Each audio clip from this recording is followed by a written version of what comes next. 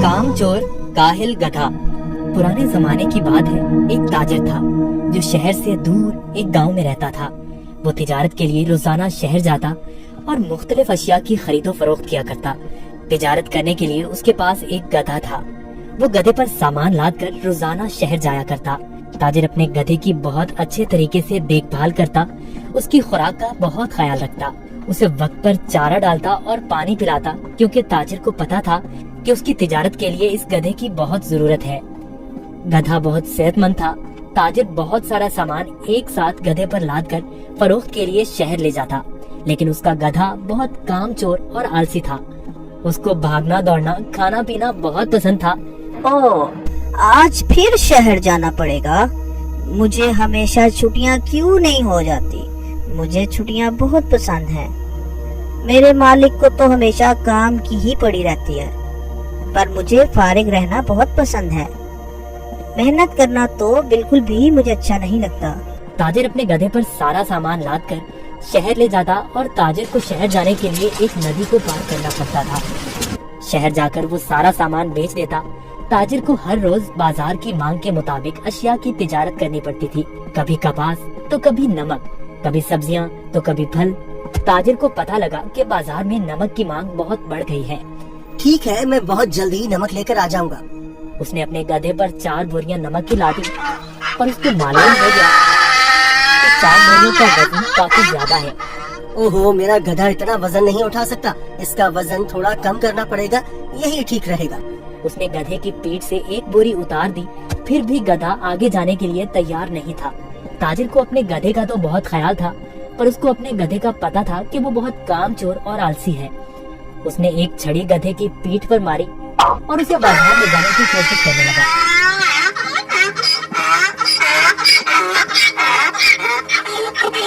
चलो, मुझे पता है तुम बहुत आलसी हो। तुम्हें शहर जाना बहुत जरूरी है, क्योंकि बाजार में इस वक्त नमक की बहुत मांग है।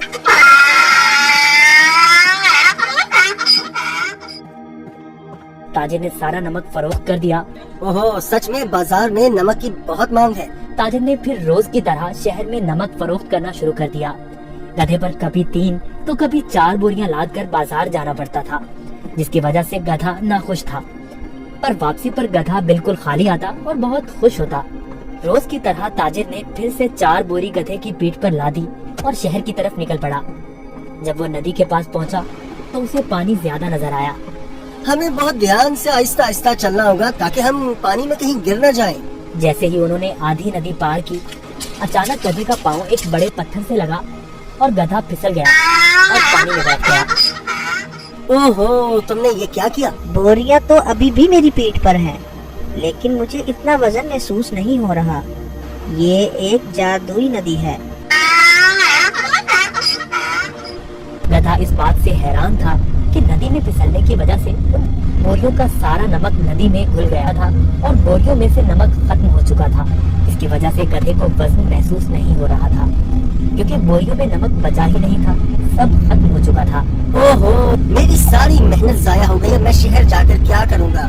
सारा नमक तो बह गया है। शुक्र है खुदा का, मेरा गधा तो सही सलामत है।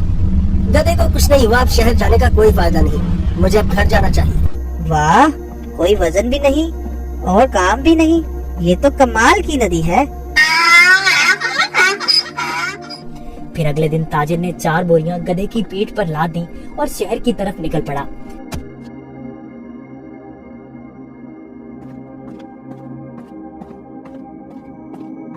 आहा, कल का दिन कितना अच्छा था। कोई काम भी नहीं करना पड़ा था। आज मुझे फिर काम करना पड़ रहा है। ठीक है, आज फिर से मैं आलसीपन दिखाता हूँ और अपना वजन कम करता हूँ। फिर तो मैं नदी से ही घर वापस जा सकता हूँ, कल की तरह। वो एक जादुई नदी है जो मेरा वजन कम कर देती है। वो कल की तरह आज भी मेरी मदद करेगी। ताजिर उस दिन गधे की चालाकी से बिल्कुल बेखबर था। रोज की तरह ताजिर अपने गधे के साथ इस नदी के पास पहुंचा तो गधा ताजिर से पहले ही इस नदी की तरफ जाने लगा। ताजिर ने उसे रोका। रुको रुको। गधा फिर से नदी में फिसल गया जहाँ वो पहली बार फिसला था। ओहो, तुमने क्या किया? काहे गधे, जल्दी से बाहर आओ। लेकिन बहुत देर हो चुकी थी। बोरियों का सारा नमक नदी में घुल गया। गधे को अब कोई वजन महसूस नहीं हो रहा था। वाह, ये हुई ना बात। कोई वजन भी नहीं और काम भी नहीं। ये दोबारा कैसे? जरा सोचता हूँ, ये जानबूझकर मेरे साथ कहीं चालाकी तो नहीं कर रहा। ओ काहिल गधे, मैंने तुम्हारा इतना ख्याल रखा और तुमने मेरे साथ क्या किया? इसे घर वापस ले जाता हूँ। मुझे पता है, अब देखो मैं तुम्हें कैसे सबक सिखाता हूँ। गधे ने सोचा, मैंने काम चोरी का ये अच्छा तरीका ढूंढा है, पर ताजिर का तो आज कुछ और ही जहन था। अगले रोज ताजिर ने गधे की पीठ पर 6 बोरियां रुई की लाद दी, लेकिन गधे को थोड़ा सा भी वजन महसूस न हुआ। ओहो, इतनी ज्यादा बोरियां? कोई मसला ही नहीं। शहर तक जाना किसने है? इस जादुई नदी तक तो जाना है बस। और वो शहर की तरफ जाने लगे।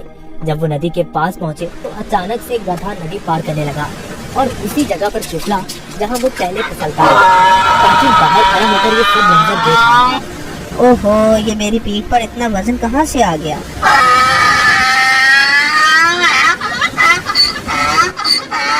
ताजिर बहुत समझदार आदमी था। उसको पता चल गया कि उसका गधा जानबूझकर ये सब उसके साथ कर रहा है। इसलिए ताजिर ने इस दफा बोरियों में नमक के बजाय रुई भर दी थी। जैसे ही गधा नदी में फिसला तो रुई ने पानी जब्त कर लिया और गधे की पीठ पर वजन ज्यादा हो गया। हाँ, तुम मुझे इतने दिनों से बेवकूफ बना रहे थे। तुम्हारी इस हरकत से मेरा बहुत नुकसान हुआ है। तुम्हें इस बात का अंदाजा भी है क्या? अब तुम इसी तरह बोरियों के साथ घर जाओगे। गधे को उन बोरियों के साथ ही घर आना पड़ा। इस तरह गधे ने अपना सबक सीख लिया और उस दिन के बाद गधे ने कभी नदी में फिसलने की हिम्मत न की। इसलिए नतीजा, जैसा करोगे वैसा भरोगे।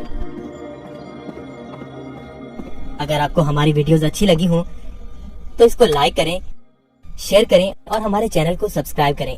शुक्रिया।